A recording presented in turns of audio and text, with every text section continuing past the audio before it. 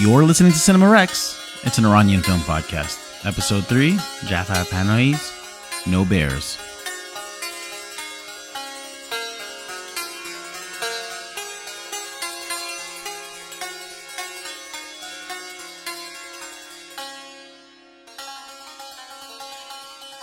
Farhan, I got a question for you. Yes. Who is the greatest Iranian actor of all time? Is it Jake Gyllenhaal or is it Ben Kingsley?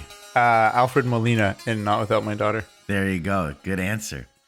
Well, welcome to a very special episode of Cinema Rex. I'm Kaveh Mohebi. And I'm Farhan Moradi. And the reason this is so special is because we have our first ever guest. His name is Rouzbeh Heydari. He's a multi-talented, award-winning writer-director. Starting off in the music video scene, he had created content for artists like Drake, Snoop, Ludacris, and many more. Farhan, did you know that? I did not know that. His work includes the films 100 Lies, Neon Lights, Together Again. He's very recently worked with Eli Roth on Roth's new docudrama series, A Ghost Ruined My Life. And he's the son of prolific Iranian director Jamshid Heydari. An all-around good guy. Rouzbeh, welcome to the show. Thanks for having me. I'm very excited to be on here talking about cinema, Iranian cinema. And I love the name of the show, by the way. Thank you. That was all me. Has nothing to do with Farhan. I take that.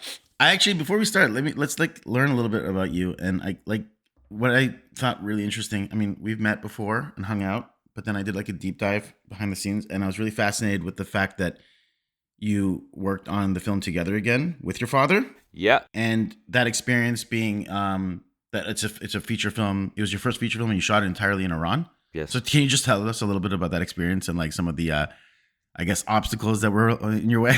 Well, the first obstacle was getting permits to shoot it and getting the script approved by Vizarat Irshad, which I don't know what that would translate to, but you need to. It's like the body that allows you or doesn't allow you to shoot film.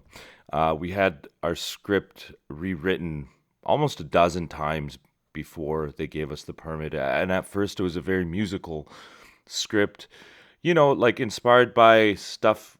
Modern take on stuff like Cat Ballou, where we had musical sequences that would progress the story.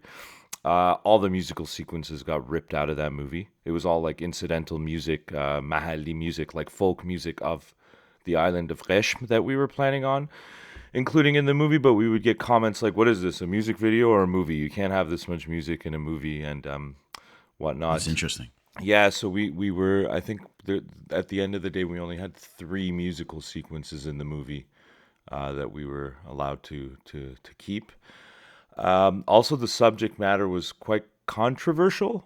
So, we had to hide that it was inspired by true events, which later got revealed at the premiere of the film, and that got us into some hot water. But because of the sensitive nature of the film, even though everyone was shooting on digital and Red and RE digital cameras, I was only allowed to shoot on 35, which I'm okay with. I love shooting on 35 mil, but I had a limited amount of stock, and the stock is supplied to you by the government, so you can't really shoot off script. Like, you got to shoot your script, or you're not getting any more film stock, right? So ratios have to be kept as low as possible, like max 3 takes, because of what we were allotted. And it was quite an interesting journey. I mean, I had people on set over my shoulder looking at monitors, being like, for instance, the opening sequence of the film is our lead actress running away from the police as she's being chased on the beach. And it's, I mean, I got this shot as wide as I could because I knew what was being said about the shot and what would be said about the shot. So I'm going like John Ford Kurosawa wide on this thing. And still I had someone being like, hey, you got to reshoot this. I can see her, woman parts moving under her Right. attire. And I was like, but it's a woman and she's running. Like, what do you want me to? So like, we had to like tape it down and and I was like, yo, this shot is so wide that this woman is like a ant in this frame. Like, how is that what you're drawn to? And that's just one of the many challenges we had with that film. So I remember you mentioning that, kind of going back to your earlier years, you have a lot of memories as a child being in the edit suite with your dad. Can you talk about that a little bit? Yeah, it was so magical. Like, I mean, insane, but magical. I would walk into these suites, and obviously everyone's smoking, including the editor. And it was just like watching this tactile edit happen with 35 on a moviola. Like, the editor would have takes like taped to his arm, takes hanging from the ceiling, and as a kid, you're just wide-eyed, like, what is actually going on here? This literally looks like magic. Like, what are you doing? You know what I mean? And I think those are my first memories of being in edit rooms and watching editors, and without sound, right? Like, they're literally editing with watching lips move. Yeah. And I was so fascinated and enchanted, I guess, by that eventually that's what I ended up doing, was making films and editing them and whatnot. But yeah, those memories, I mean, those are core memories. And that's how you got your start, right? In editing. Yep. Yeah. I mean, once I declared that, hey, I want to become a filmmaker and I want to direct, my father and another mentor of mine, they both said the same thing. So I took it very seriously. They said, before you want to get on set and start, messing up, you need to sit down and learn how to edit. If you want to be a good director, you have to understand how to edit your films together. So go edit other people's films and other people's projects. And so I took that. I didn't take that lightly. I took that to heart, and I started cutting. And I became kind of like a sought-after editor, a little bit. And by the time I was ready to shoot my first short film, which was called Jaize, which I shot in my hometown of Shiraz, also on 35 mil expired Fuji stock, but it ended up looking really cool. It had like this really nice washed out pastel-y look, which I loved, and it complemented the scenery, the streets and atmosphere of Shiraz. I that short film ended up in a lot of festivals, Oscar qualifying ones too. But it was I think it was about 10 and a half minutes, and I don't think I shot more than 16 minutes of footage to get to that edit, because I was just like so certain of what I needed, when I needed it, the length of the shots. I was timing everything out, really approaching the shoot with the edit built on paper and in my mind, well, mostly on paper. So I think, and even to this day, like because of the editing background, I think that's what keeps the ratios low, and it keeps the shooting very intentional. You know what I mean? There's intent behind every shot. Like, it's not like, oh, let's cover a scene with 4 or 5 angles. No, it's like, I know where I need to be for this line. I'm sure you go through the same thing, Farhan, because you also edit and you also started. So you know where you want to be for moments, and you're not guessing it. And I think that's the big advantage that editing background has when directing film. I will say, dragging it towards Panay, I feel like having Rouzbeh here is a really good privilege for us and an opportunity to discuss, because you have dealt with being in the face of censorship and finding creativity in that world. And I think Panay really exhibits that, probably more than almost any other director working today. Of course, today we are discussing Jafar Panay's 2022 masterpiece, No Bears. Also known as Khers Nist. Khers. Thank you, Farhan. You are so good at being on top of doing the proper Iranian translation, because God knows my accent is awful. I also just translated myself, so I have no idea if like someone is gonna message us separately and be like, "Oh, it's actually Inja Khers Nist" or whatever. Yeah, yeah. We're hoping to have an Iranian fan base, so I think you will get a few of those comments correct. Probably. But with your permission, a quick plot summary. Prohibited by the government from making films and from leaving Iran, owing to his politically critical movies, filmmaker Jafar Panahi, playing a fictionalized version of himself, has rented a room at the village of Jabon, near Turkey's border, where he is remotely directing a docudrama. After prepping for the next day's shoot and photographing the village, Panayi is approached by a young woman who desperately asks him if he took a photo of her with her boyfriend, saying that should anyone see it, all hell will break loose and there will be blood. Whether or not Panayi has taken the photo is unknown to us, but that woman has been sworn to the hand of another man in the village as a term of agreement to settle a generational-long family feud, and the jilted lover wants proof that she's fallen in love with another man. Not wanting to get involved in the village's traditions, yet still protecting the woman's rights, Panayi struggles with how involved to make himself, all while trying to finish his latest film. No Bears is two parallel love stories in which the partners are thwarted by hidden, inevitable obstacles, the force of superstition, and the mechanics of power. No Bear won the Special Jury Prize at the Venice Film Festival and was nominated for the Golden Lion, which is the highest honor at the Venice Film Festival. It has a certified fresh tomato score of 99% and an audience score of 81%. And if I may, here is a clip from director Ramin Bahrani talking about Jafar Panahi and No Bears. In 2022, Jafar Panahi was awarded a special prize by the New York Film Critics Circle for his vision, for his courage, for his resilience as a filmmaker, and specifically for No Bears. And he could not attend because he, at that time, other than he cannot leave the country, he was actually imprisoned at that time. Now, for the second time in his career and life, he was imprisoned in Iran. A ban on making films, if you're a filmmaker, might as well be a death sentence, because any filmmaker out there knows it's like that's all you do. You live, breathe, work. Everything is to make another movie and to dream of another movie. Part of his ability to subvert that and to make 5 films while being banned is technology. He could start to shoot with small digital cameras. He's found a way to pick up that digital camera and deal with the limitations of being banned and reinvent and reimagine his formal interests as a director. It feels like it's the beginning of him really pushing into something totally new. Panahi's films, since he's been banned from filmmaking, are a relentless resilience to achieve impossibilities in the face of stark, harsh realities. So, with that, Rouzbeh, I will turn to you first. What were your initial thoughts of No Bears? Well, I mean, it's a masterpiece. I'll just say that Jafar Panahi has really been like. First of all, let's let everyone know that Jafar Panahi is not allowed to work. He is barred from directing and making films in his own country. Yeah. He recently just got released from prison.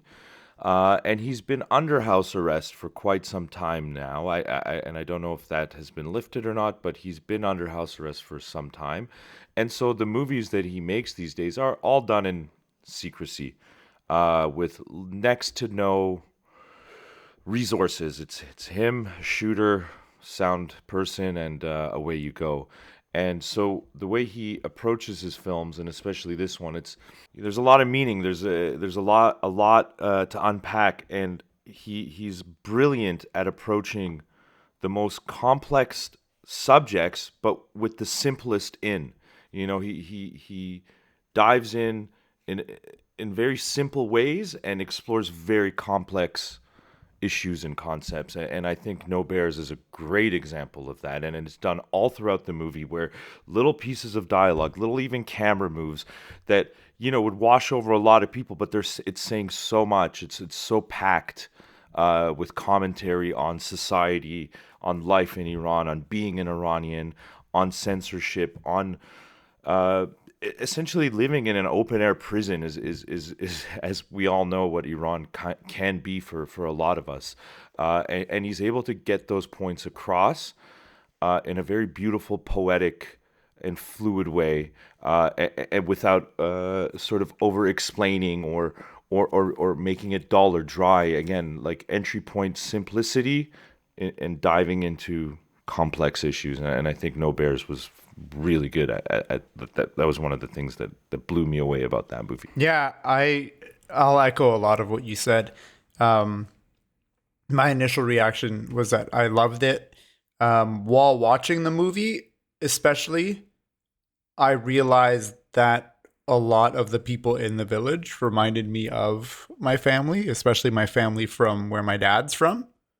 My dad also grew up speaking Azeri. Like my grandparents had like slight Turkish accents when they spoke. So and even some of the terminologies that they use or the way that they speak, the patterns of their speech reminded me a lot of my dad's family.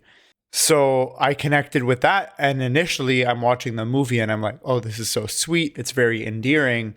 And as the movie goes on, it becomes much darker. And by the end of the film, you're just left with this feeling that is really inexplainable. Like I can't put it into words.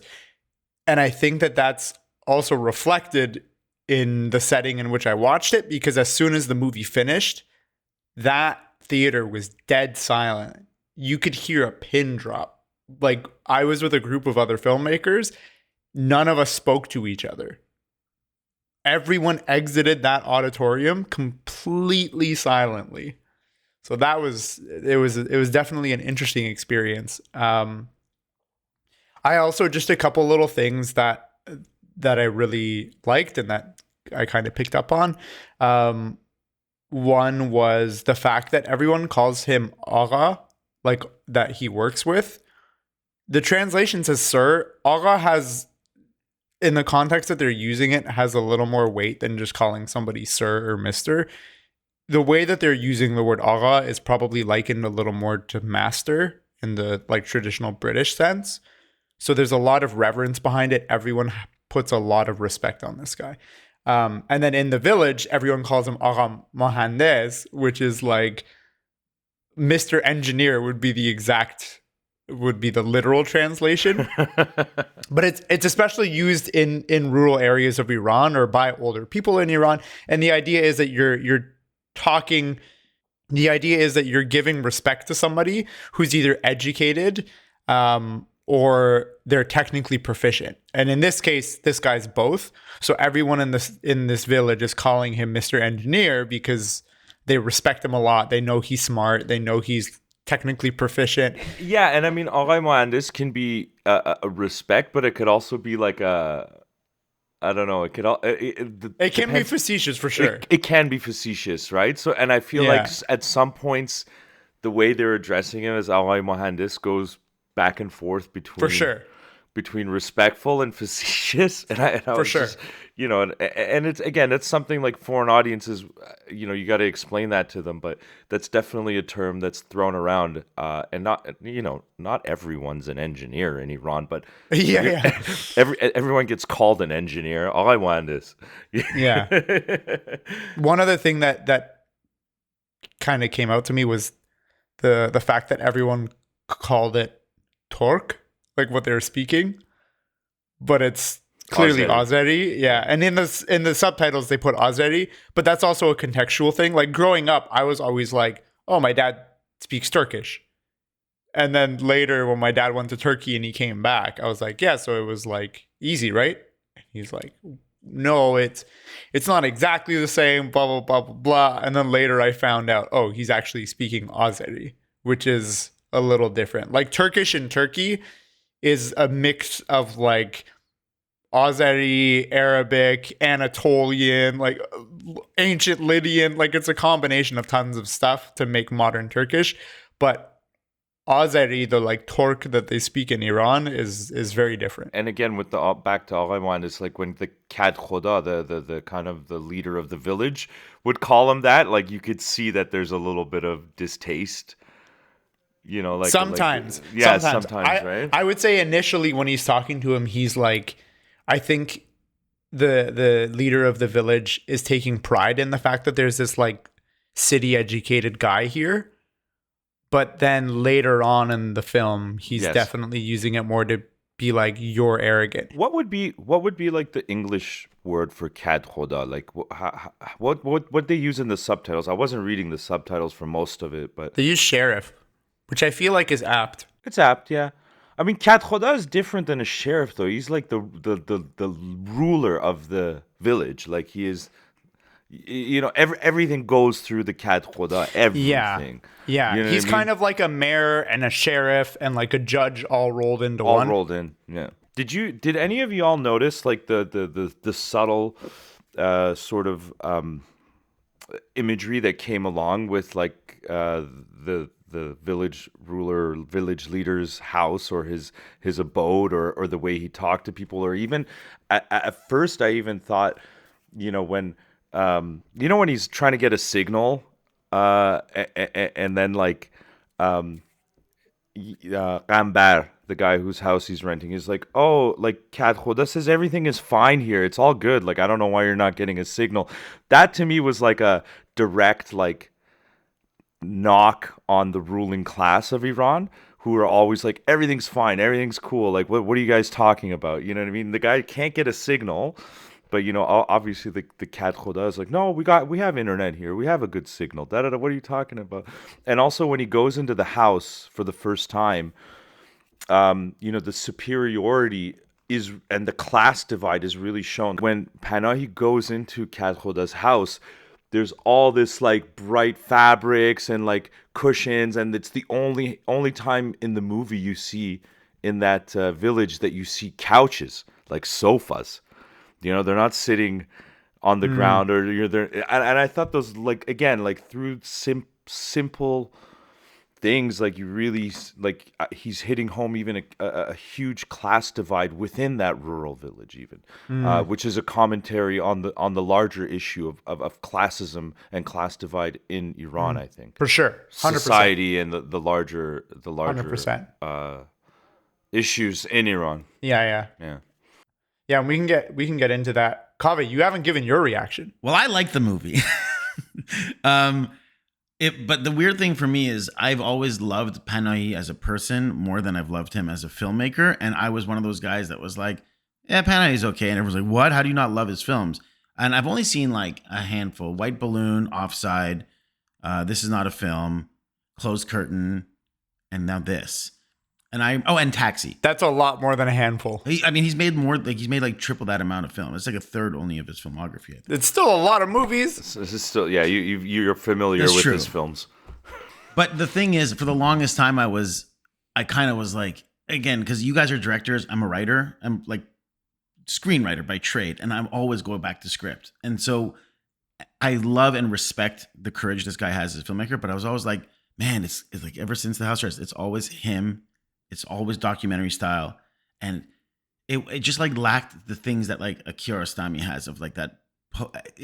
I was stuck for a long time really deciphering. No Bears is probably my favorite Panahi film, but it also even took me 2 or 3 viewings to really get what made it click for me. And I'd say it's this. First of all, I will say this.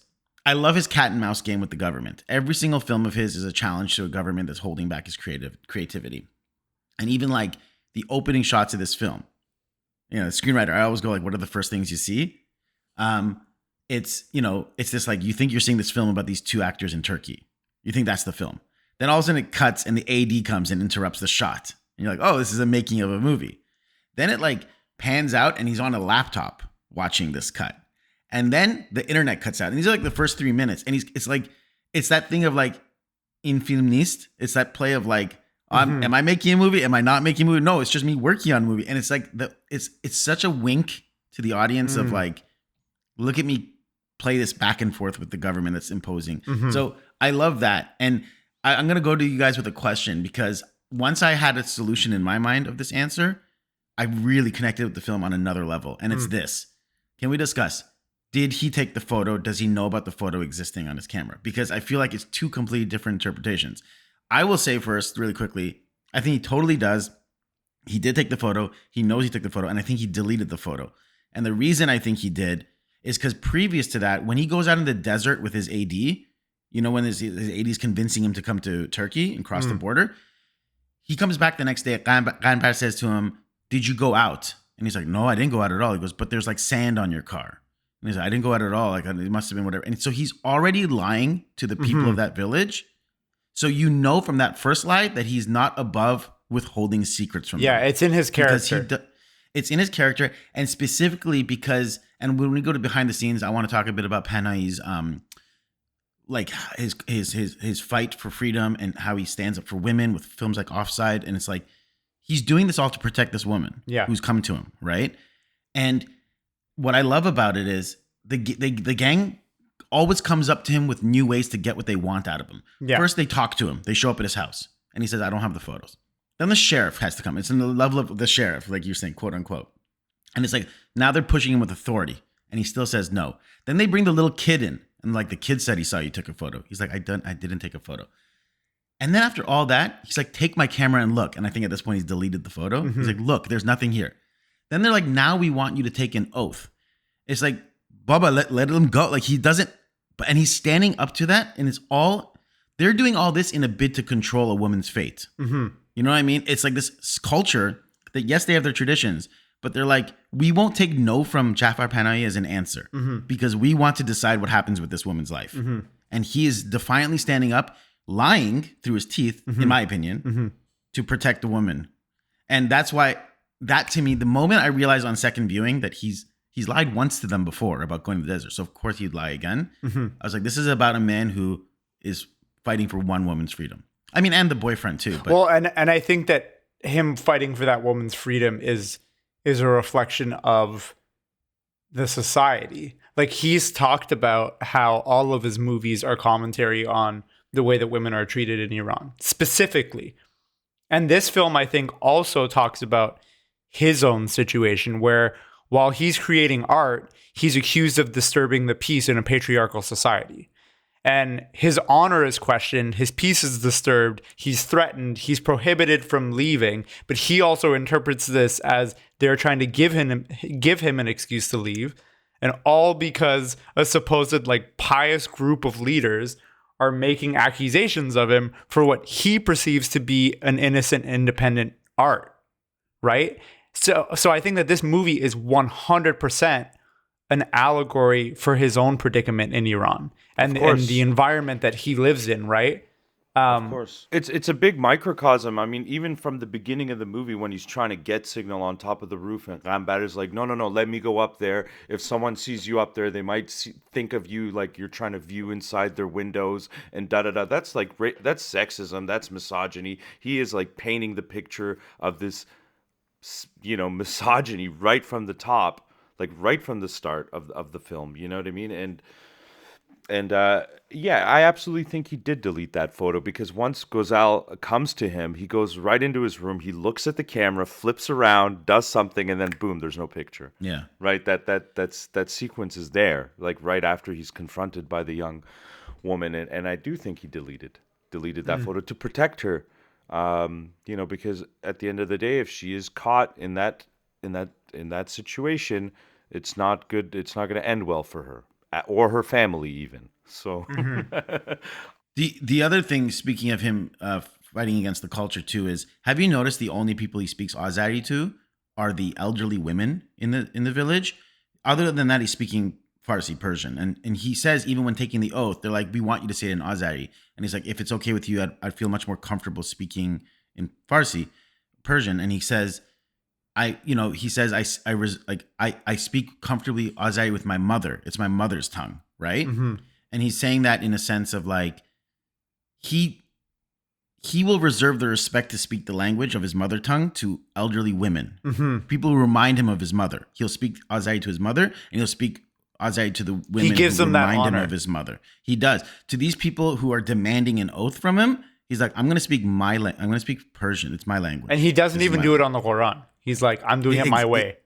And I'm going to film it. He's using the again, it's like, and I will do it under the permission that you allow me to film this. It's like, even then he's still getting the cinematic value of taking such a moment, and he won't capitulate. But I just like that fact that like, he still has the respect for that generation, the mother's generation. Those women he'll speak. And I just found that really interesting. It was such a subtle nod to where his allegiance stands. And it is a big, it's like, this film is a microcosm of the greater problems, and I will say that again and again. Like even the safety, like he talks about Iranians' lives in danger within the borders and outside the borders.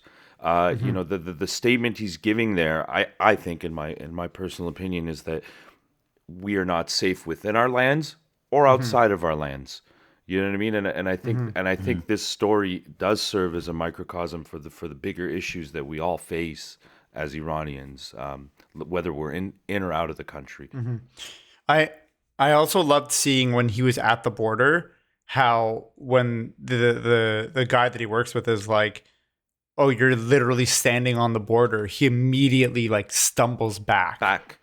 Yeah. Yeah. And I think that is also indicative of the fact that I think in some ways he's scared to leave, right? And I think that he doesn't want to leave, that this is his home, this is where he's from, and he feels as this he shouldn't be forced to leave. It's not right. And that's also reflected in the village, where he's like, why are you guys trying to find every excuse you can to make me want to leave? And we can talk about this when we get to trivia, but this is also echoed in his own reality, where the first time that he got arrested, it's like highly suggested to him by the government of like, why don't you just leave? And then ironically, he's prevented from leaving later. And similarly, even in this movie, he's sort of prevented from leaving a bunch of times too, right? Yeah, that moment on the border, man, Yeah. that was a beautiful moment, because, you know, and I was watching it with my dad, and he was saying things like, you know, as an Iranian artist, like, we shouldn't have to leave our home. We don't want to leave our home. Like, it's not a good thought for us. Like, we want to be Iranians making art in Iran. Like, so I don't want to leave, especially under the cover of night, in smuggling routes, like drug smuggling routes, human trafficking routes. He's like, that's not what an artist needs to do. Like, Yeah. you know what I mean? And I think that was like really, really well orchestrated and shot and displayed, like that sense of like, I really, like, I'm trying to smuggle myself out for what, you know? Yeah. Yeah. Yeah, with that, let's move to behind the scenes. And actually, let's just lump behind the scenes and trivia together, because I feel like a lot Sure. of, for this film specifically, Sure. it's kind of like falls into a lot of the same category. From what I had been able to read, Panahi is said to have received more freedom to produce the film after the end of the curfew imposed in 2022 due to COVID. So apparently COVID-19 played a factor in a little bit more freedom to make this film. Under what guise? I don't know exactly the details of how his relationship works with the government, because they're clearly aware he's making film. Yeah. Production wrapped in May 2022, and the rights were traded shortly after at the 2022 Cannes Film Festival, which had undertaken the same task for his previous films. And then on July 11th, 2022, Panahi was arrested and sentenced to 6 years in Evin prison on the charges of propaganda against the regime because of his outspoken beliefs in the women life freedom movement. I think that was specifically due to him signing the letter, put down your arms. Oh, was it? Yeah, it was for the letter. Yeah. Which is just like, it's just, I don't know. The guy can't catch a break, even in his like attempts of like, his entire career is about outspeaking against the government. They just keep wanting to take films away from him. But then he went on, he was there, instead of 6 years, he was there for a few months. He went on a hunger strike, and the government essentially, they got worried about how that would look. Which arrest was that? What year? The recent one, the one. The recent one. Yeah. Did you talk about the earlier arrests? Because there was one in 2003, and then there was another one in 2010. No, go ahead. Why don't you talk about that one? So in 2003, around the time of his film Crimson Gold, he was apprehended by the government, and they told him he should leave Iran. And he was like, well, this is weird. I'm not leaving, blah, blah, blah, blah. And then in 2009, he was at the gravesite of Neda, who was a protester who had been shot during the Green Revolution or the Green Movement in Iran at the time, where people were protesting rigged elections. And him and a group of other people were mourning, and he was arrested. Word got out to the international community, especially among filmmakers and the press. And because of that international pressure, they released him. And a couple months later, he went to the Montreal World Film Festival, and he convinced the entire jury to wear green. And then when he went back to Iran and he was putting in an application to travel for, I think, Cannes, they immediately were like, nope, you can't go. I don't know. It might not have been Cannes, but I know that he was trying to go. He put in an application to go to another film festival, and he was immediately denied. And then a couple weeks later, he was arrested and thrown into Evin again. I think it was the Berlinale, and I think his niece showed up instead of him. When does the Berlinale take place? Because he was denied in February, that I know. Yeah, it takes place in February. That's right. Cool. Cool. Then yeah, that must have been it. But yeah, because there was this one Berlinale where he was supposed to be there, but his niece showed up, and accepted an award on his behalf, and gave like quite an emotional. And she's small, right? She was like 10 or 12 years old at the time. Oh my God. Yeah. He's been in and out of prison quite a bit. Yeah, he's no stranger. And house arrest. Let's not forget. Yeah, house that. arrest. He was finally, for the first time, his 14-year travel ban was released, and he left for a very short vacation with his wife to France, and then they went back to Iran. What year was this? This was recently. This was like a few months ago. Okay. So recently, after he was let out of jail, they relinquished him of his travel ban, and he went to France with his wife. And a lot of people thought that he was going to never go back, and then he ended up going back. Yeah, it says a lot about that scene, like with the border, when he's standing on the border and he takes the step back. Yeah. Is it like, is he afraid all of a sudden, oh my God, I might get in trouble? Or is it more like he's made this decision never to leave? Yeah, I think it's a fear of not being able to return once you step, because of the love he has for his motherland and his nation and his, his people, and but I also think it's an internal sort of dialogue of him, telling himself, I shouldn't have to cross this border in the dark, in the middle of the night, as like in a smuggling route. I'm an artist, I'm a filmmaker. Like I don't need to be, like, this is not who I am. Like, I need to be making films in my country, in the language that I know. And I think that's why he kind of steps back. It's a fear of not being able to return, because once you cross, coming back is not going to be the simplest. Once you, especially if you cross illegally. But also it's the the thought of, I don't need to do this. Like, this is ridiculous. Like, what the hell am I doing here? Yeah, if a stranger enters your home and tells you, like, are you gonna leave? Like, are you gonna be like, okay, I'll leave my home and give it up to these strangers, or are you gonna stand and fight for your staying in your home? Like, that's what he's doing. Exactly. And a lot of filmmakers have echoed that. A little bit off topic, but very much on topic. Have you two ever heard of a Kurdish filmmaker named Yilmaz Güney? No. I think there are two things. Well, Yilmaz Güney was once quoted saying, we have two options: to give up and die, or to fight, and I choose to fight.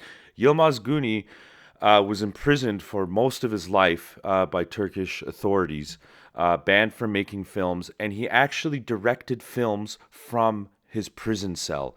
He would shot list and storyboard his screenplays and hand it to his assistant. Wow. And his assistant would go and get these shots. And Yilmaz Güney was like, he was an award-winning filmmaker. He won a Palme d'Or. You know what I mean? And I think his film Yol, which translates to The Road, was the last time he did this, where he was actually directing from a prison cell. And I have to say, after watching No Bears, that this could have very much been influenced. He must have been influenced by the life story, a little bit, of Yilmaz, because it's so similar what he's doing. He's directing, he's directing a film essentially in a prison. Do you have more BTS and trivia? Two little bits. Next on trivia, after No Bears was selected for the Golden Lion competition of the Venice Film Festival, the Ministry of Culture of the Islamic Republic of Iran called the film a political game rather than a movie that does not have a production license.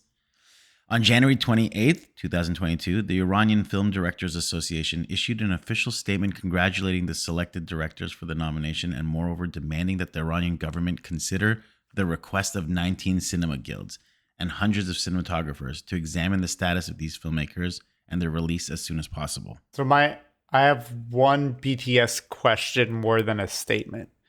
If you go to the scene where it's at the end of the movie, and this is why earlier off mic I was asking you guys if you knew whether or not there was an alternate ending. Ghanbar's line is different. Then what? Than what was recorded on set. Oh, okay. Because he has lip flap that doesn't match at all. And the sound of the mic even sounds different. But then the second half of his line does match. And like, this isn't like The Deer, where the entire movie was redubbed. So sometimes the lip flap doesn't match, yada, yada, yada.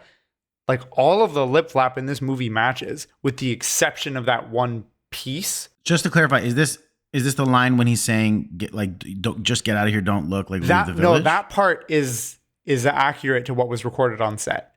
But the first part where he's like, "Oh, what were the names of the young man and the young woman again?" Solduz and Giselle. Giselle, yeah. So he's like Giselle and Solduz were killed by the border guards as they were trying to escape. And you only see Solduz's body. You only see Solduz's body, and he says they were shot.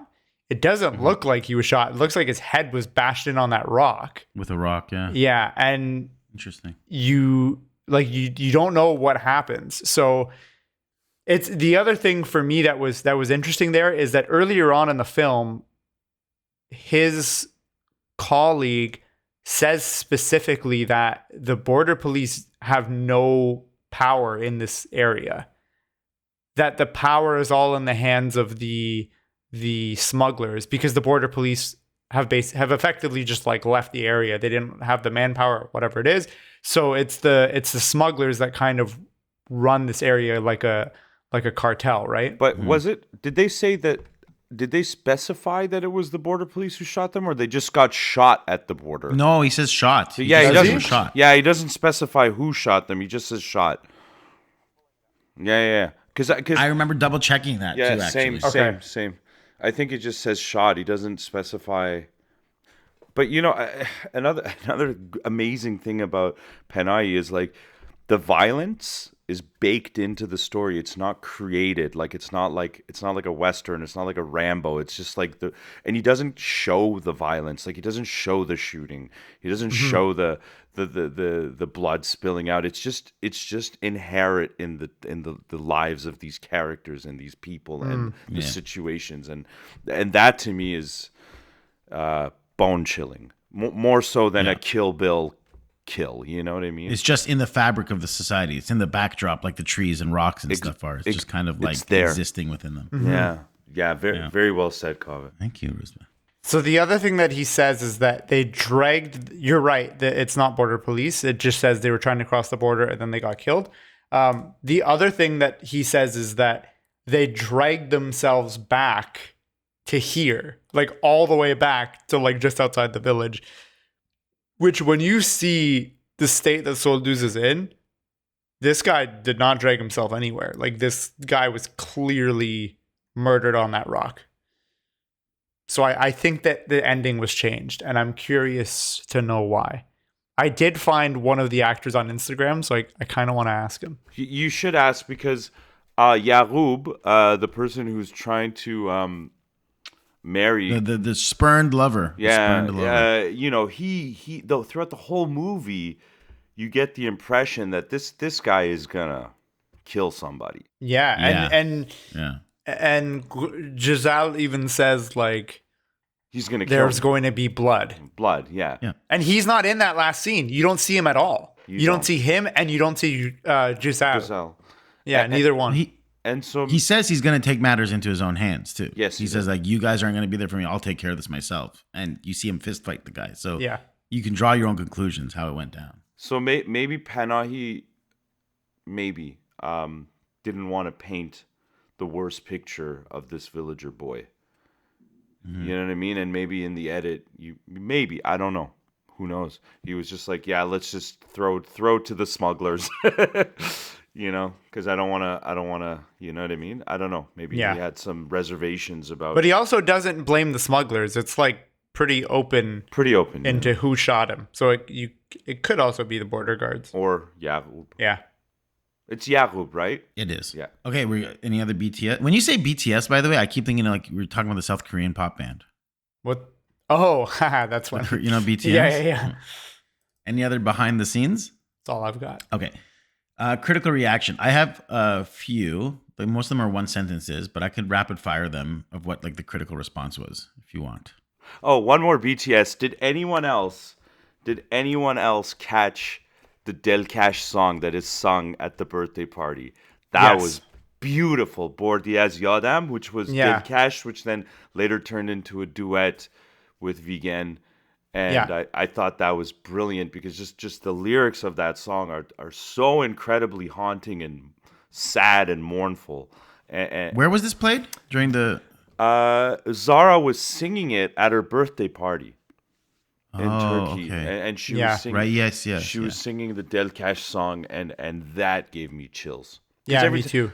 Every time I hear that song, and I'm not trying to like sound like a weirdo or not. Every time I hear that song, like tears just start coming out of my eyes, and I think for a lot of Iranians, it's the same. Bordi Az Yadam just means you forgot about me. That the translation of the song title. Like if I play that song for my mom, like I'm getting teary thinking about the lyrics. Or my dad, like the waterworks start coming. Yeah. And the fact that he put that song in a birthday party with Zara, whose fate we all know in the movie, I just thought that was super chilling. It was perfect. I mean, especially if the line is "you forgot about me," like that's kind of like what her biggest problem is with her lover in that story. I will mention, and we could talk about this for nitpicks. Like we've spent so much time talking about that storyline. It's just interesting to me how little we've spent focusing on the B plot of the entire film, which is these two, the lovers that are currently in Turkey trying to find a thing. I personally think for me, it's a little bit of a drawback in terms of interest. Like I'm really more interested in Panayi's storyline, but it's just interesting how we've gone like about an hour into the podcast and not mentioned it. I just want one thing about that storyline. I think the Turkey love story, I think, is like sort of the set piece and framing of Panayi's like story. You know what I mean? So I think that's why we're not so drawn to it. It's almost just like our in to Panayi's story and reality. I have a question about the B storyline. If we want to just touch on it real quick, this went over my head. I probably have to watch again. But there's a scene where Bakhtiar, Zara's partner, is breaking down, and he goes on about saying all the abuse, all the imprisonment, the jail, the torture didn't affect her as badly as the lie I told her. What was that lie? Can someone help me out here? What was the lie that drove Zara over the edge? I think I'll half answer it, but I think Farhan has a better answer. But from my understanding, it was the agreements of whether or not they were going to leave together. But then Bakhtiar says, I feel like he says something like his visa hasn't gone through yet, so she's going to go first without him. It's right? Not, Is it something like that? It's a fake passport, but he ends up getting one. So I don't know what. No, it's fake. It's a fake passport, yeah. Yeah, but he ends up getting one anyways. No, he doesn't. He doesn't get one. She's going to go without him, and I think she's betrayed by that.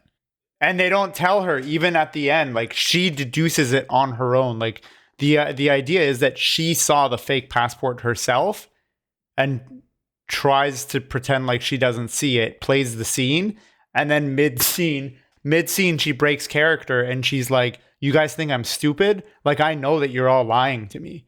And then Panayi's like, "What are you talking about?" And then she's like, "Oh, so it's just him lying to me, I guess. But like, this is clearly a fake passport. This is not a European Union passport. This is just a cover for one. And the inside is an Iranian passport. Like you all lied to me to try to get this scene out of me so that you can finish your movie and have this whole thing." So neither of them are leaving? Or she's leaving. He is not. Yeah. His passport is fake. And he knew that his passport was fake. Like her Bakhtiar knew that his passport was fake. And he lied to her to get her to do the scene and to get her to leave to go to the airport. Yeah. Because they were actually going to go to the airport there. Like literally they were going to go. Not just for the sake of the movie, but she was actually going to get on the plane. And then at the airport, conceivably, he would reveal to her that, "Hey, I don't actually have a real passport. You have to go without me." And at that point, she's through security. There's nothing she can do about it. And so she felt super betrayed by him.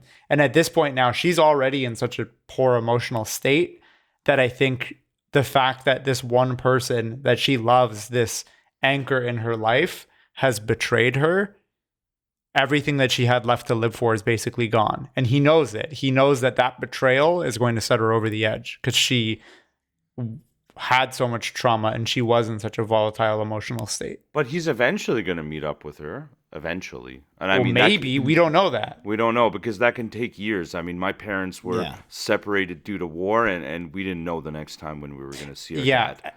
And We I don't didn't even know. think that's the point. I think the point is that this guy lied to her. And like when you're a person who is that emotionally vulnerable and you've already been betrayed essentially by your entire country, the last person that you expect to lie to you, if that person lies to you, you feel like that's it. Like there's nothing left to live for. You're alone. You can't trust anybody. And now she has to go to a foreign country and continue to be alone. She's lost everything at that point. Wow. Okay, critical reaction. I've got 2 here I'm going to read. Alison Wilmore from Vulture. Over a decade ago in 2010, Jafar Panahi was sentenced to 6 years in prison and a 20-year ban on directing films. He has, in the time since, directed 5 features. The unfathomable difficulty of this feat is as astonishing as how vital and how good his work continues to be. No Bears may be the best of them all. Another one, No Bears. This is from Anne Hornaday from the Washington Post. Gave it 4 stars, saying, No Bears would be thoroughly engaging simply as a wryly funny fish out of water story with some diverting film within a film meta text thrown in for thoughtful measure. But as Panahi's stories mirror and merge, his deeper observation come into sobering and ultimately deeply moving focus. Despite the simplicity and clarity of its storytelling, this is a film of surpassing sophistication. From its graceful camera work, Panahi favors long, subtly bravado takes to its virtually invisible editing, which knits geographically separate stories together in a way that makes their meanings culminatively clear. Those are the 2 that I thought were really nice and encapsulated a lot of what I thought about the film. Yeah, those are brilliant. Deeper analysis. To you guys, I asked this one question. What does the metaphor of bears mean to you? If there are no bears, what are bears? Danger. Farhan? Yeah, I think like adversaries, but I think that's a lie. And a lie, yeah. Like I think that he's saying, oh, there's no bears, there's no danger, there's no adversaries, but that's clearly a lie. I very much see the similar thing. I think bears is a metaphor for the things you're afraid of. Hmm. And by no bears, he's saying there's nothing to be afraid of. And not that it's not true, but it's something you have to tell yourself. Yeah. Because he's meeting this guy who says, don't go that route. Come with me first, have a tea. I want to talk to you. Don't go that route. There's bears there. It's not safe. Comes in, has a cup of tea. He's like, just tell them what you need to tell them. Do what you need to do, whatever. And like he convinces him to take the oath. He was going to go take the oath anyway. And then he comes, and after that, he goes down the route and he's like, well, what about the bears? And the exact quote is, there are no bears. Nonsense. Stories made up to scare us. Our fear empowers others. No bears. And this idea of like whether it's the government that imposes all these draconian rules and regulations, or whether it's anything you're afraid of in life, he's pushing through the fear that is imposed upon him. And he's saying, but the way I live my life is fearless. I'm a fearless director because I have to be in order to pursue my art. So if bears is fear, and he's saying there's no bears, this is him saying, in order to exist under the circumstances, one must become fearless. Like the people right now in the uprising currently are. Like women are during the Women Life Freedom Movement. 2 other things that I would say about that are in that same scene where he's in the tea house with him and he's like, oh, just lie. Sometimes it's okay to lie under oath for the sake of keeping the peace. To me is kind of reflective of the philosophies of a lot of these quote unquote pious people in Iran, where they're like, who cares? Just lie and you'll get out of torture, or just lie and we'll let you go, or whatever. You know what I mean? And I think that he is often faced with that, where it's like, just lie to the public. Tell them that you're like a spy for whatever, or tell them that you're like an enemy of this, and we'll let you go. It doesn't matter. Like, as long as we maintain peace. And I think that it's commentary on that it's like, look, these people don't actually care for the Quran, or they don't care for the truth. They're just trying to maintain a status quo. And then the other thing that I wanted to mention about the title is in the in their like quote unquote courthouse, where it's just like the room where they do the oaths, the oath house. He's like, Yaqub says to everybody, "Bear's got your tongue," which I'm guessing is a translation of a Azeri saying. I should have confirmed this with my dad, but otherwise, I think that they would have translated it as "cat's got your tongue," because everywhere else in the movie, idioms are like translated to what they would be in English. That one's not. It's translated to "bear's got your tongue." So I think that is also reflective of that scene. Like the title is reflective of that scene. Best scene. I have two. Him standing in the desert in the border, the realization of the border and stepping back. I just think is really powerful. I also want to add, I think we'll talk about best performance later, but I think this is Panahi's best performance, like as an actor that I've seen in all of his other films. I think he's really good in this one. And I really like the oath-giving ceremony. Not just the dialogue, but Yaqub's performance. Yeah. I think that actor is very good too. Yeah. And that whole, like, the speech he gives when he's condemning the rest of the men for not packing him up, I think is really powerful. And so those are my two favorite scenes. Those are my best scenes for me. Just a quick one. Mine is, it's kind of weird, but it's the one where Panahi is in his room with Khanbar and he's like, "Oh, you recorded when you shouldn't have, and you didn't record when you should have." I just think that scene is so funny and so sweet. And Khanbar is so like bashful about the whole thing and like kneeling. He's kneeling like before kneeling, him. And he's like smiling and he's like embarrassed. And even Panahi isn't like angry. He I think he thinks it's kind of funny that this happened. It's cute. Because he's talking shit. Yeah. He's talking smack about him, right? Yeah. And I don't think he's he's not saying anything damning about him. I think the other villagers are definitely being more damning about Panahi. And he's trying to navigate a situation where he clearly respects Panahi, but he also doesn't want to respect these other villagers who are talking smack about him. So he's caught in this weird place, and then it's recorded, and Panahi's he thinks it's kind of funny, and he's embarrassed. I just thought it was a really sweet scene. And the modesty of I ruined your film. He's like, nah, it's okay. Yeah. He's like, no, I ruined your film. Yeah, he's like, I ruined the whole thing. I'm so. As soon as the part goes he might be a spy, Anbar's like, I gotta go see if my mother needs anything. He gets out of the room really quickly. It's such a good scene. Yeah. That was and then you're right. The look on Anbar's face is just brilliant as he's knelt. For me, I had two favorite scenes. One of them is shared with Yukove, the border, at night.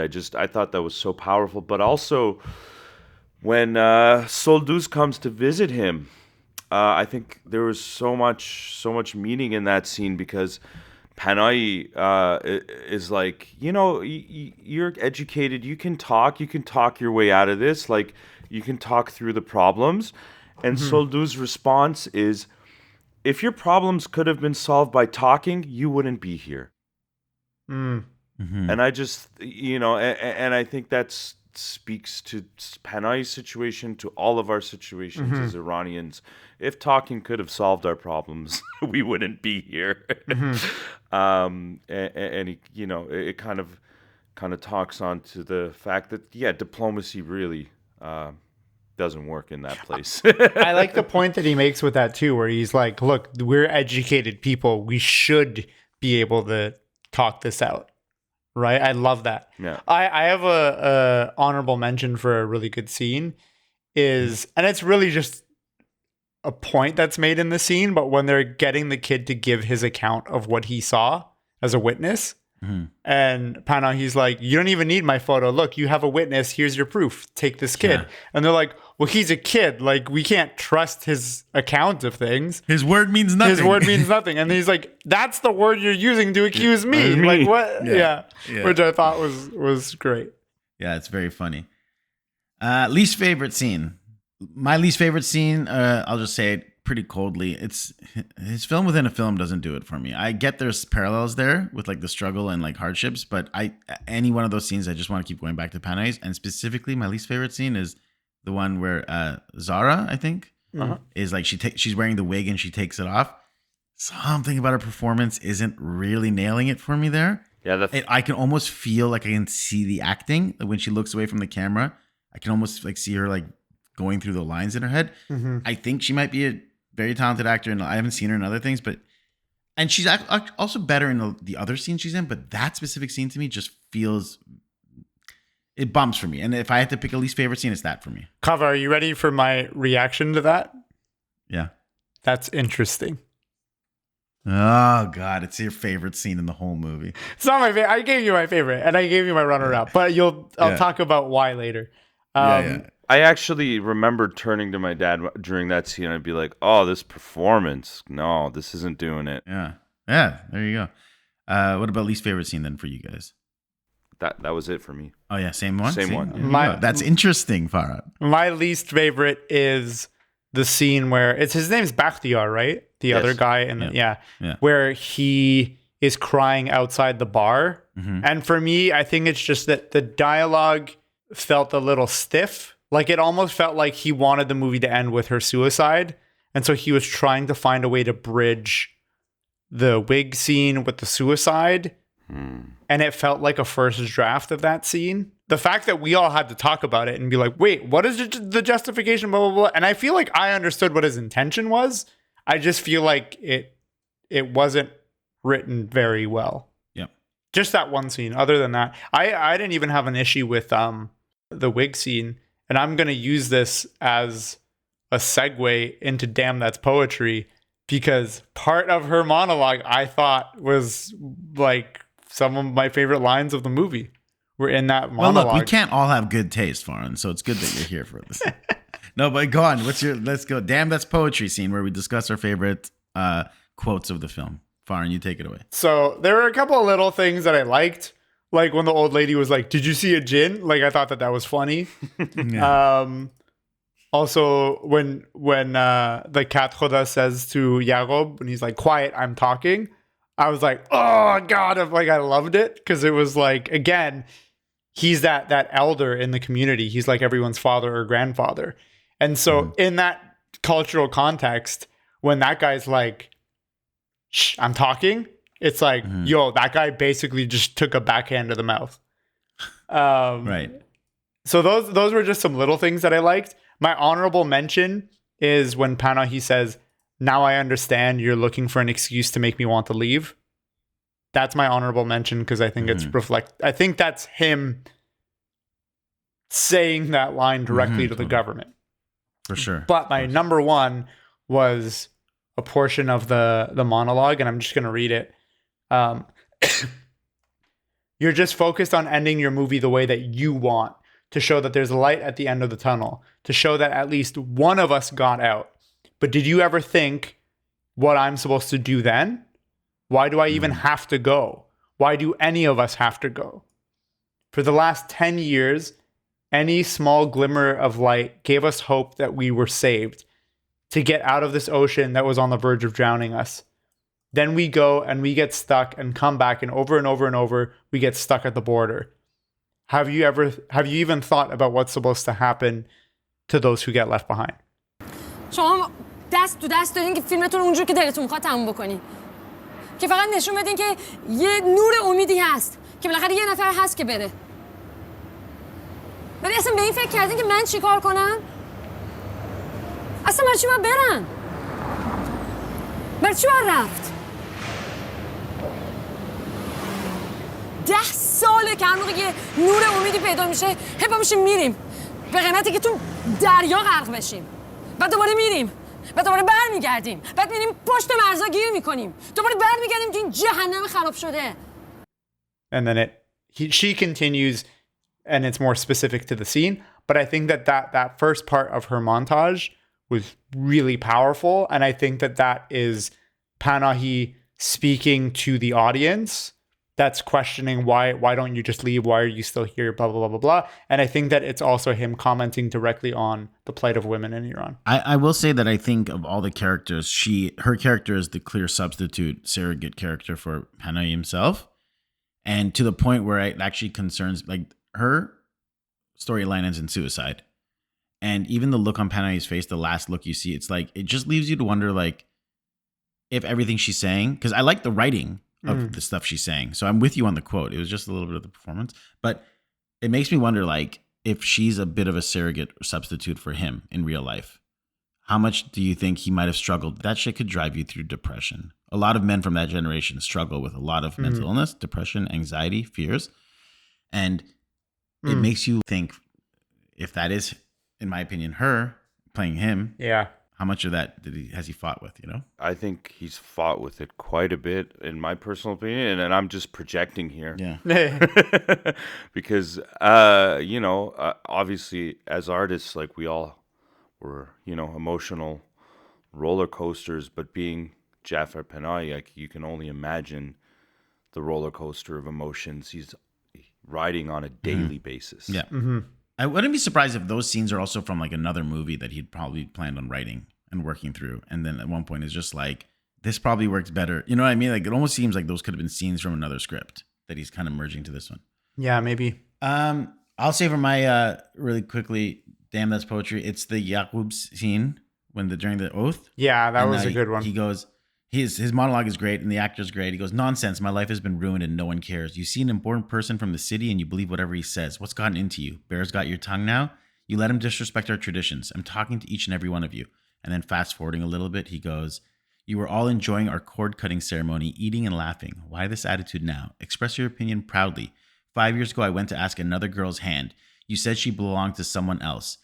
There will be blood. Why aren't you supporting me? I'm 30 now. No one would give me another girl. No one. The bastard is after my honor, my future wife. My honor is our honor.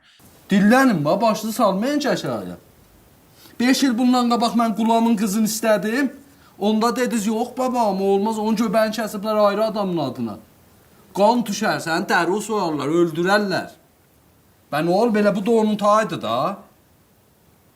Mənim 30 sinnim var, Day məni heç kəsin qapısında gedən mənəm. Heç kəs mənə qız verməz. Heç kəs. And what I like about that is actually like he's such a good actor, and I think his thing is so like he's kind of the villain, and he's like such a he's ready to like kill at any moment. But I feel like in that scene, you kind of see how traditions have let him down too. He is a victim of traditions because he goes, 5 years ago, I was going to marry this other woman and I couldn't because you said she belonged to someone else from our cord cutting ceremony. So now I couldn't marry that other person, and now I can't marry the person that was like promised to me. So traditions and following the rules and regulations of their culture has let this guy down. So he's a victim of the traditions too. Because it clearly seems like he didn't want to marry this girl. He was going to marry another girl 5 years ago that he was in love with. And the traditions of that culture were like, you can't marry her. She's promised to someone else. So I really love that because it kind of paints him as like, not with sympathy, but like you kind of get why he's so jaded. You know what I mean? And that's why I really love that scene. That's poetry. I think the whole film was poetry. It was very much a big poetic piece from beginning to end. I couldn't isolate a part that really stood out. It was the whole film. I mean, it's all very poetic. The way it's executed, the way it's shot, the way it's cut. It's just visual and audio poetry. Cool. Favorite performance for me, it's Qanbar, Vahid Movassari. Vahid, I think just everything about him is charming. I want to cast him in a bunch of roles now. Like, I didn't know who he was before this, and I fell in love with him. Yeah. I think the actor is great. Yeah. It's funny. I have the same answer, and I thought this was going to be like a weird take to be like, that's my favorite. That's the standout. My runner-up is definitely Yaqub. That performance that he gives in the Oath House, I was like, damn.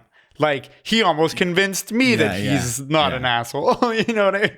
But yeah, definitely, I think Vahid was my standout. I know this is going to be a contested one, but Bakhtiar for me did it. Even though he had a smaller role, the sadness, the melancholy, the physical acting, I felt every bit of his sadness in every shot. Interesting. Nitpicks and hot takes. Do you guys have any? I can't. How do you nitpick this? I have one.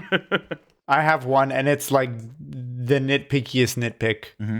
Anytime anyone asks him a question in this movie, he responds with a one-word version of the same question. And it's like, it happens constantly. I didn't even notice that. And I'm noticing it more the second time that I watched it, and I don't like it. They'll be like, hey, have you seen a girl out on the street? And he's like, girl? Mm-hmm. They'll be like, did you take a photo? photo? Did you go to the border?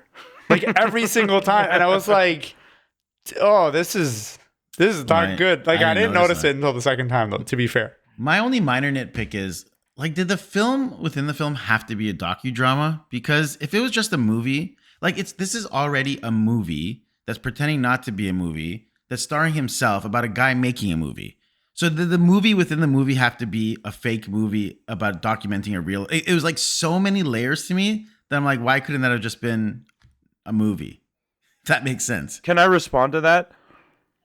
I would not call it a docudrama. I would call it hybrid cinema. And Jafar Panahi is known for his brand of hybrid cinema. A lot of people credit hybrid cinema to Panahi. I think you could go further back and give it to his Ustad, his master Kiarostami, who really, That's what I was gonna say. Yeah. Gave this genre life and meaning. So I wouldn't call it docudrama. I would call that hybrid cinema, where you're mixing fiction and reality to get this incredible, explosive. But this is human even more. I mean, experience. it is that, but it's still like also those people are really trying to get out of the country in the context of the movie and are actually leaving. So he's documenting them leaving.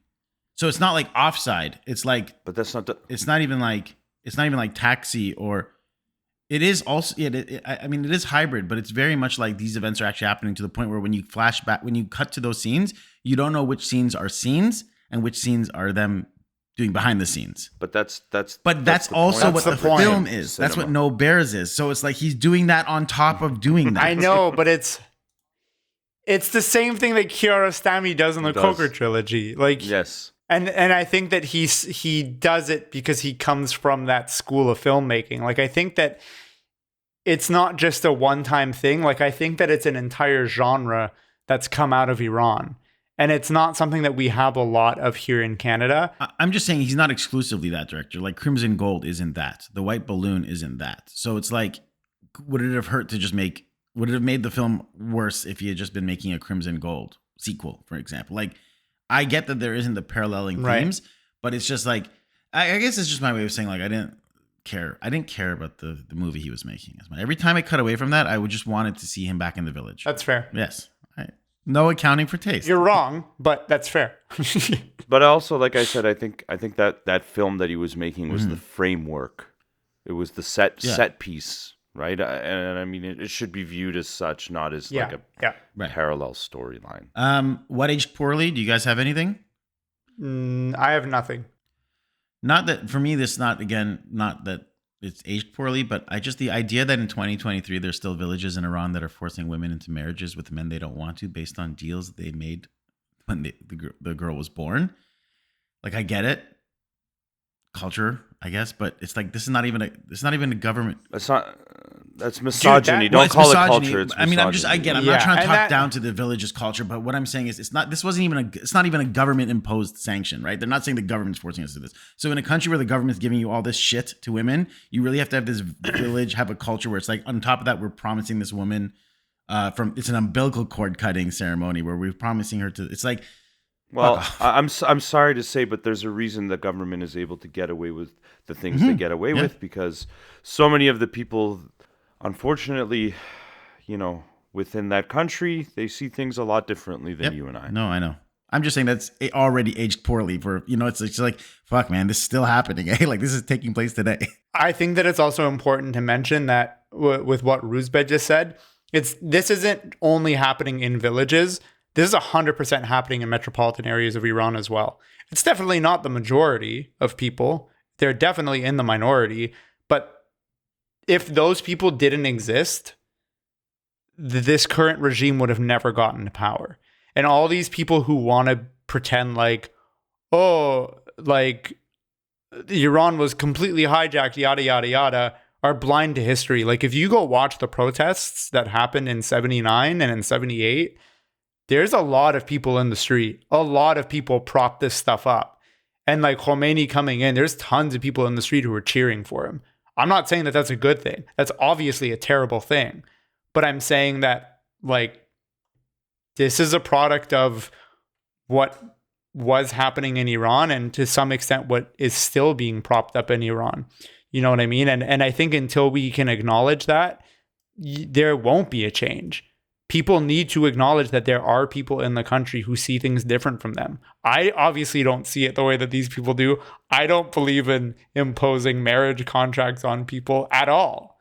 But I think that it's important to mention that this isn't just a thing of like, oh, it aged poorly. I think that it's also something that is unfortunately still happening in Iran. Yeah, Iran is not just the north of Tehran, man. You know, like there's there's a lot more happening than just the northern parts of Tehran. You know. I would make the argument that even in northern Tehran, like there's probably still tons of people who are like this archaic in the way that they see certain things, which I struggle to use the word archaic because if it's happening now, it's obviously not archaic. I don't agree with just it, for but context, it's happening. northern Tehran is like notorious for affluent, sort of progressive, rich, modern, up-to-date kind of people. just to contextualize what we mean when we say northern Tehran. Yeah. Double feature lineup. I have two. I'll just quickly fire them off. This is the first time I've had double feature lineups. They're both Iranian films. My two are Close Up, because Close Up is a movie about making movies. And this is like the movie within a movie. But also A Separation, because Farhadi's A Separation the crux of the plot is based on an unseen and ambiguous event. You don't know. No, not A Separation. My apologies. The Salesman. In The Salesman, you don't know exactly the details of that his girlfriend or wife who's been attacked in the bathroom, right? And the plot, the crux of the plot is focused on an unseen event that we don't know. The ambiguity of what took place and how it went down is like the focal point. And so that to me is like paralleling each other very nicely. Yeah, I have two movies here as well. First one would be Through the Olive Trees by Abbas Kiarostami.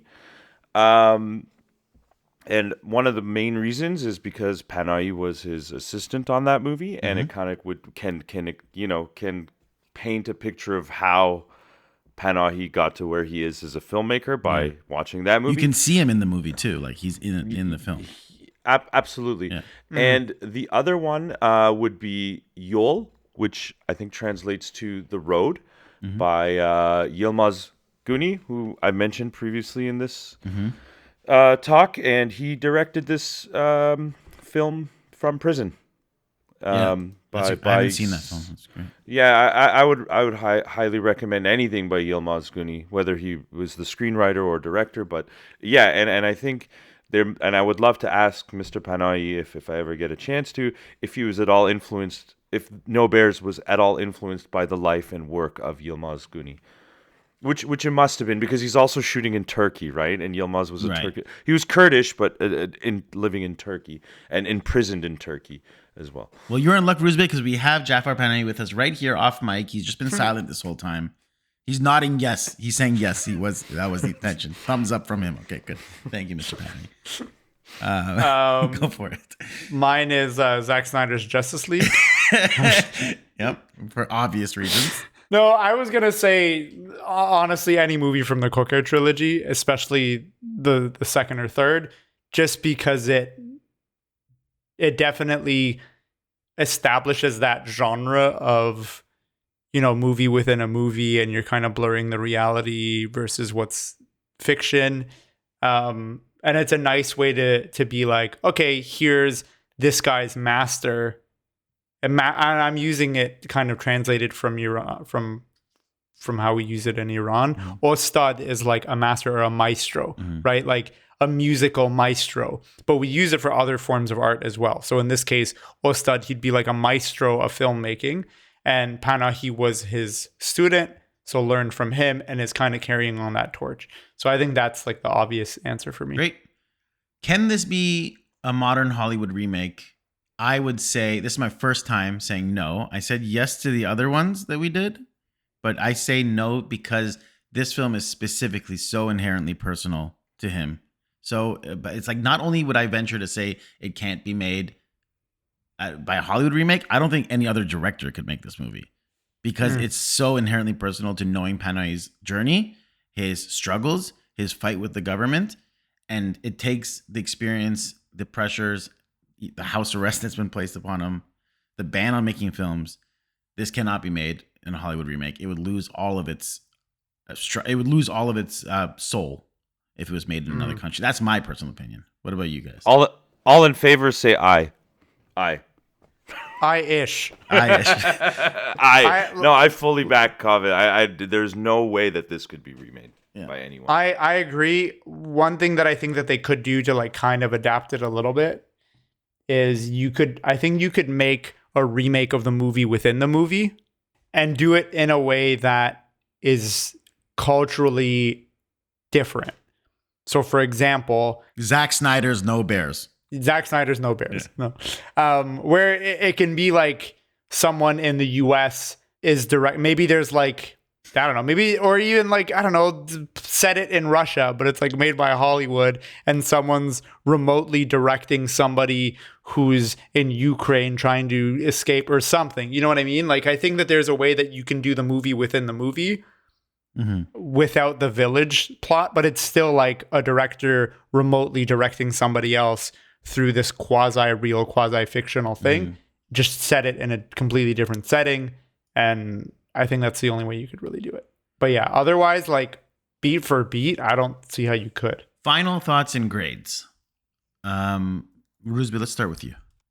Final thoughts. I hope to see more films from Jafar Panahi, and I hope that films like this inspire Iranian filmmakers to keep making incredible, impactful films, because, as we all know, the state of Iranian cinema right now is not in a good shape. It's not in a good state.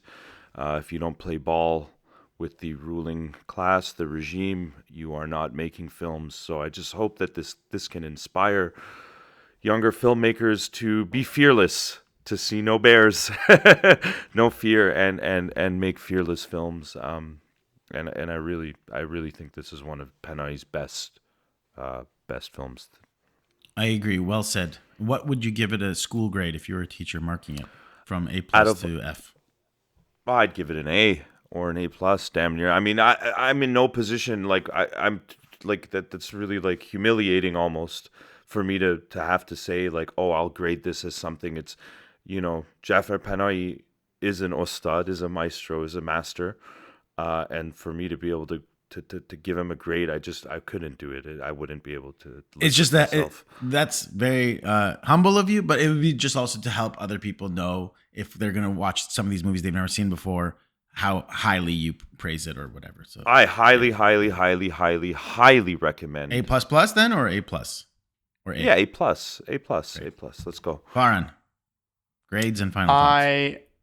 I just want to say I love the way that Rouzbeh said, I would love to see more by Panahi. I'm looking forward to seeing more by him. It kind of sounds like, obviously the second part of what you said completely negates what I'm about to say, but it sounds like you're giving encouragement to like a budding director. This Panahi guy, he's like pretty good. I'm looking forward to seeing more movies by him.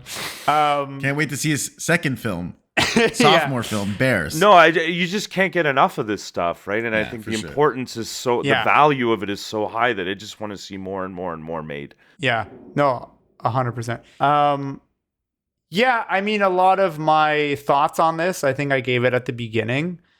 That whole experience that I had watching it in a theater and everybody being dead silent, I think is a testament to the power of this movie. That's not something I've experienced much of. I can't think of a single movie where that's ever happened that I've seen.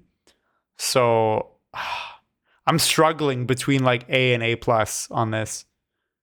It's like, it's so close to being an A+ for me. The thing is, for me, like an A+, you know what? I'm going to reserve A++ for a perfect movie that goes above and beyond. And I'm going to say A+ is like, this is really, really, really, really good, and I'm gonna give this an A+. It's an A- for me. It was at my first viewing of it was a B- because wow, I enjoyed it. Like, B- is still a very good grade. But I am giving it an A- because once I unlocked the idea that this is a man who's deliberately lying and withholding a secret, I kind of started really getting into the mindset of what this guy's fighting for, and the themes resonated for me. I really, really like it a lot. Yeah. It is my favorite Panahi film, but like when I I just reserve A and A plus for the things that I'm like unparalleled, and there's just other movies I like more. And again, I don't know why I feel like I'm justifying an A minus. It's still a very good grade. My concern is, Far, and this is for you and me, like I don't want to constantly, like, we haven't given a bad grade yet to a movie, and I'm looking forward to the day that we have like a D minus, or else we'll be the podcast that's just like, oh, we're always giving A's and A plus and A minuses to these films. But yeah, it's a solid A minus to me. I don't know how many movies we can give poor grades to. The whole point of this podcast is that we're picking Iranian movies that people should watch. So I would be shocked if we have a single movie that is like a C or lower. I'm sure that there's going to be instances where like I give something a B or an A and Kaveh, you give it a C or vice versa. But I don't think we're ever going to have a situation where both of us are giving something a really poor grade. But I could be wrong. So then, Kaveh, you're giving it an A minus. I gave it an A plus. Rouzbeh, you gave it an A or an A plus? A plus. A plus. A plus? A plus. Okay, so this averages out to about an A. I want to thank Rouzbeh for joining us for this podcast. Really insightful conversation, really cool peek into what the life of an Iranian filmmaker who is actually making films in Iran has to deal with, and the passions that must motivate you to fight through some crazy rules and regulations. I will add that the fact that No Bears premiered at Venice just before Panahi was sent to Evin prison in July adds another layer of poignancy to a work of art that epitomizes how, in the most skilled and judicial hands, allegory and allusion can make the most devastatingly pointed political statements. Farhan and Rouzbeh, thank you for joining us all on this podcast. Thank you for having me. And thank you for everyone who's listening. Thank you very much. For Cinema Rex, I'm Kaveh Mohebi. I'm Farhan Moradi. And I'm Rouzbeh Heydari. Thank you very much for listening. به امید دیدار. فعلا خدافظ.